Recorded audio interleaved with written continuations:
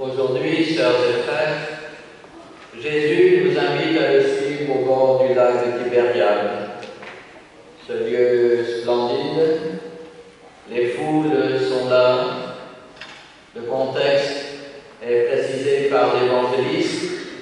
Nous sommes au moment de la fête de Pâques.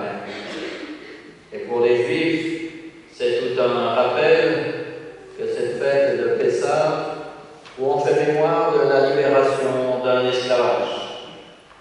Avec le Christ, nous serons toujours invités à aller de l'avant. Pour, à la suite de ce nouveau Moïse, traverser les déserts de notre existence, pour y recevoir la parole qui va éclairer notre route et nous éviter de nous embarquer sur des chemins qui, de fait, se révèlent être des impasses. Essayons, sœurs et frères, de bien comprendre le signe qui nous est donné aujourd'hui. Jésus se situe dans toute une tradition, toute une histoire. C'est pour cela que la liturgie nous présente comme première lecture Élisée, qui déjà a permis à ce que les personnes soient nourries. Ce qu'il reçoit, il le donne. Ce qu'il reçoit de la part de quelqu'un, il le partage. Nous sommes rassemblés ce matin pour répondre à l'appel du Seigneur. Et pour répondre à son appel, nous avons besoin, nous aussi, de nous mettre à l'école de ce Maître. Et dans l'évangile de ce jour, cette multiplication des pains permet de comprendre que le pain de vie, qu'il est pour nous chrétiens, c'est ce pain qui seul pourra nous rassasier. Trop de monde sur cette terre qui manque du nécessaire, du pain, de l'eau. Que faisons-nous, sœurs et frères, nous rassembler dans la diversité des populations, diversité des nations de cette terre? Bienvenue à nos amis vietnamiens qui sont ici avec nous là ce matin. Mais essayons de mieux comprendre que ce cœur universel de Dieu, c'est une invitation pour nous tous à nous laisser contaminer par cette radicalité de l'amour de Dieu. Personne ne doit rester au bord du chemin, personne ne doit être isolé. Nous appartenons à une même humanité. À la suite du Christ, nous sommes invités à partager ce pain que nous recevons pour que tout le monde s'en trouve rassasié. Rassemblés pour l'Eucharistie, nous avons bien compris que nul autre que ce Maître qu'est le Christ ne pourra combler notre faim. De quoi avons-nous faim? Qu'est-ce qui nous fait vivre? De quoi avons-nous soif? Qu'est-ce qui vient étancher notre soif?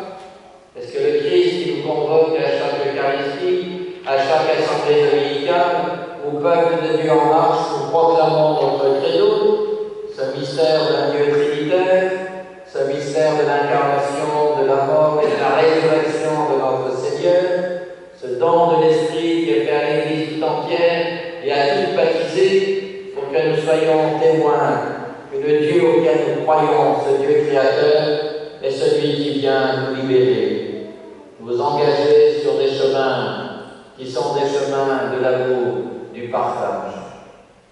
Saint Paul, il l'a bien compris. Et dans le passage de la lettre que nous venons d'entendre, il nous rappelle que nous avons besoin de patience, besoin de douceur.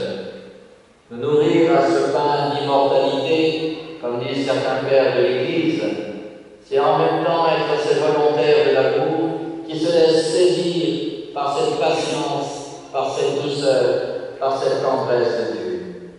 Ici, dans ce foyer de charité, la place de la Vierge Marie nous rappelle qu'à toutes les grandes étapes du mystère du salut au cœur de l'incarnation, elle est présente.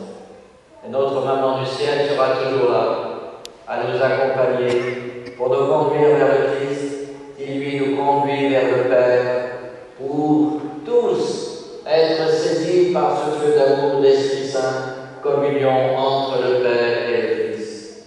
Notre Église a besoin sans cesse de se laisser renouveler par cet esprit de feu, de communion, pour qu'elle découvre qu'il ne suffit pas de chanter une seule fois, un seul baptême, un seul Seigneur, mais qu'il faut le vivre au quotidien, passer à ces fameux travaux pratiques, de façon à ce que la théorie, d'un mot grec magnifique, théoria, qui à l'origine veut dire contemplation, ne nous laisse pas le nez les pieds en l'air, mais au contraire, à regarder cette terre tant aimée de Dieu, pour faire de nous un peuple de Dieu uni, en marche, ayant le souci du partage et le souci de son frère. L'Eucharistie de ce jour nous invite à mieux découvrir que suivre le Christ, c'est emprunter le chemin authentique de la liberté. Ce n'est plus la manne du désert que nous recevons avec ce peuple en marche vers la terre promise.